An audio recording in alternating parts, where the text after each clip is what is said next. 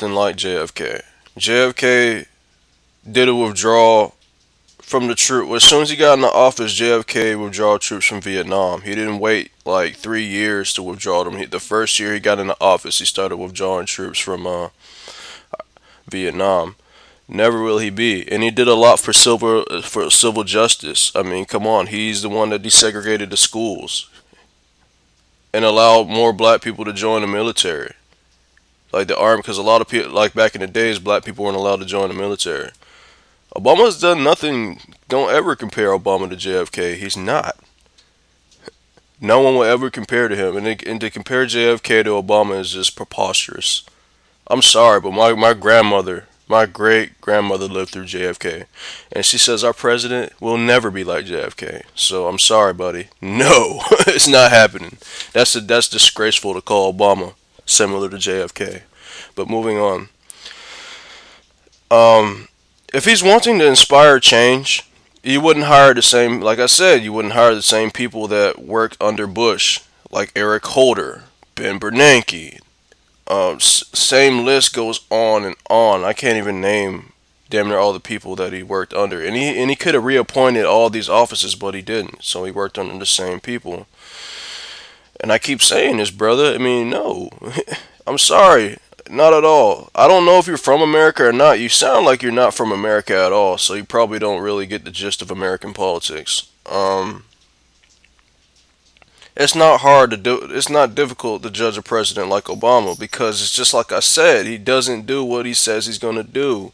And it's not about the promises. It's just that you can tell if you actually pay attention to what he does, you can tell that he doesn't seem to know or get the gist of what he's doing because he'll say one thing and then do another.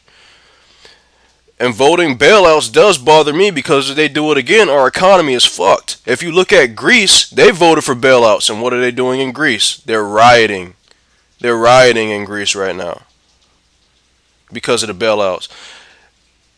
And that doesn't stabilize the economy. How does privatized gains and socialized losses help the economy?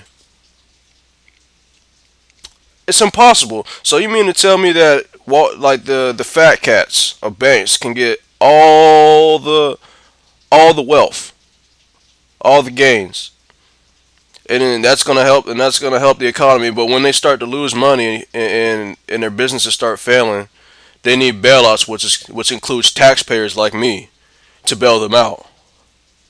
How does that help the economy? How does that stabilize the economy? It doesn't. Not at all. And we're still in a recession or depression. That's why I don't get what you, dude. You're typing me long sentences, and it's just like you keep. I don't get you, dude. I don't get you at all. The bailouts did nothing. You let those businesses fail. What?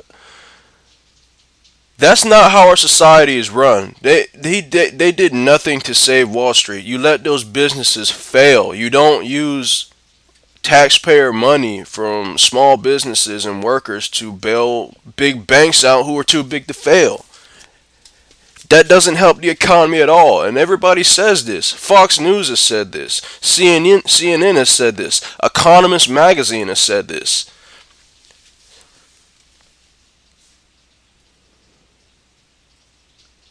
And it's not even going to save it all the way because you know what? If we keep on having bailouts and if the government keeps spending money, what was the bailouts for?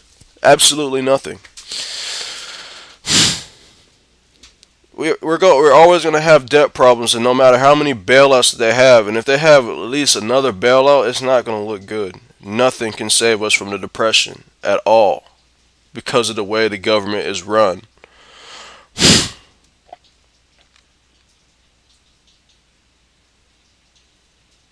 And how is he going to slide the tax burden to the wealthy when they have bailouts? That's what I'm saying.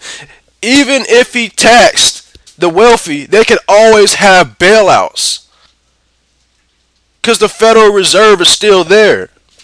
So even if he taxed the wealthy and their businesses start failing again, they'll always have like a fail-safe trigger. So when they're not, oh my God, I'm taxed too much. Looks like I need a bailout. President Obama, we need another bailout. We're gonna fail. Economy's failing. Well, I'm President Barack Obama. I guess I better go ahead and sign the bailout again. See what I mean? It's a continuous thing if you don't get rid of the Federal Reserve. And that's what Americans are trying to tell the president. A lot of Americans are trying to tell the White House right now to end that part of the aspect, because that's the relationship between government and business, is the Federal Reserve. So no matter how much you tax the wealthy, they'll always have a fail-safe system. And it's not going to work like that, because our wages don't go up, but we get taxed the shit out of.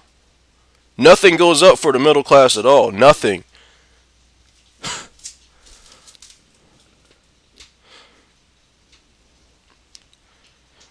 And I agree with you. Obama seems to want to help, but he's helping the wrong way. And he associates with the wrong people. Like I said, he probably has a kind heart, but what he's doing, associating with Wall Street, associating with AIG, associating with Bilderberg Group, these are like secret, powerful societies, and you're not supposed to be talking with these people, because they're foreign banks and foreign powerful groups. So in a way, that's illegal to talk about politics to other powerful societies and other nations. You're not supposed to be talking about politics. You're supposed to only mess with people who are in American embassy and White House.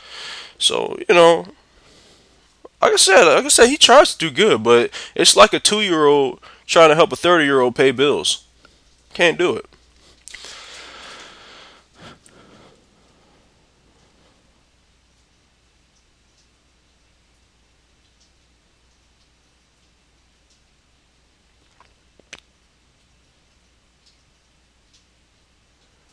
Check this out.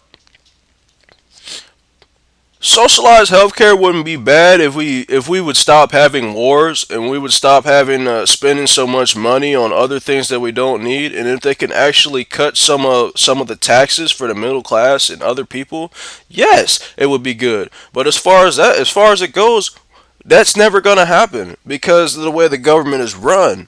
So for them to put healthcare down our throats, it would fuck us up, because not only is socialized healthcare not that good, then we have to pay for socialized healthcare, and then we have to pay for privatized healthcare if we want privatized healthcare. So it'd be like, well, I don't have enough money to afford both. So they're basically knocking your choices out. That's what I'm saying, dude. They knock your choices out, and a lot of people don't like not having choices. It's like in America, we don't have that much choice.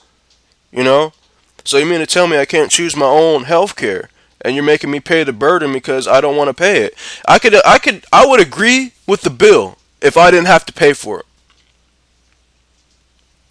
it. Wars that we do. I wish I could somehow opt out of paying taxes for wars. I wish I could opt out of paying politicians to live a life of luxury that I don't want to pay for. They're slowly ripping our rights down the toilet, and I don't even want to pay for that, but I do it anyway through taxes. So now they're trying to tell me that you need to pay for socialized health care that I don't probably even want to begin with, because I've lived in Canada and I don't like the healthcare system itself. Everything's too high in Canada. It's hard to live up there.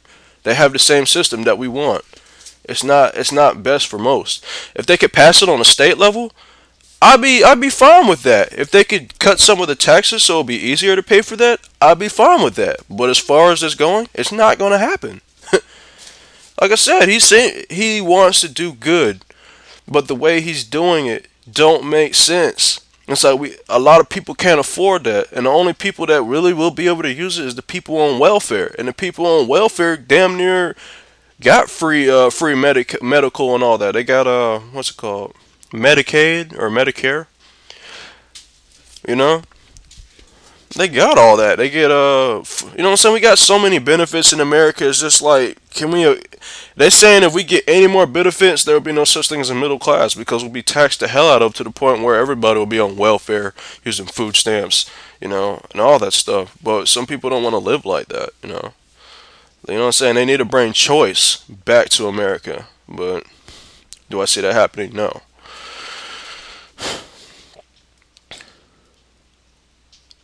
And here you go again with the, I know it is easy to place responsibility of current events squarely on the current presidential administration. It is your job to run the country, is it not? Yes, there are more people powerful than the Obama administration. There were people more powerful than the Bush administration. There were people more powerful than the Clinton administration.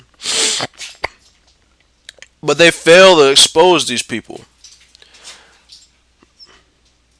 who are in power. So really, the presidents to me are the people to take the blame.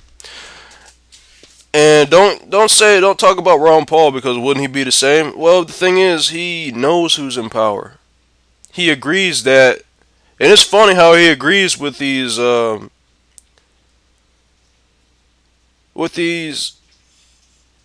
stupid TV shows that come on about government conspiracies, because he says it's true. This is a congressman telling you that government conspiracy shows are actually right. So Ron Paul actually knows who's in power, and he says the only thing that we can do to stop the relationship between these powerful banks and these powerful secret societies is the Federal Reserve, because everybody knows that money is political when it's in private hands.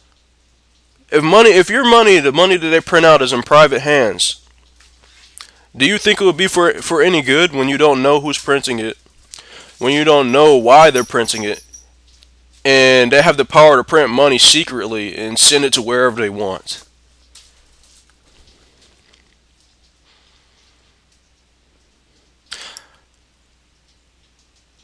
And it is a very tough period.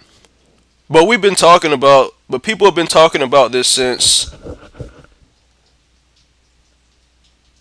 Bush was a president. We don't blame Obama. We just don't want the bailouts or any more bullcrap to happen again. Like I said, we don't blame him at all. But at the route we're going, well, at the route he's going, like I said, at the route that Obama is going, he's doing stuff that makes me think. I don't follow blindly like probably you do. You know, you may like the things that he does, but like I say, I don't tolerate that type of crap. I don't tolerate from any president, and a lot of Americans don't. That's why if you look on his stats are actually going down with the younger groups after passing all these stupid laws. So he's going down. Like they say, he might even be a one-term president because of the stuff that he's doing. And right after they tried to pass SOPA, and they passed ACTA, and he passed ACTA without Congress approval.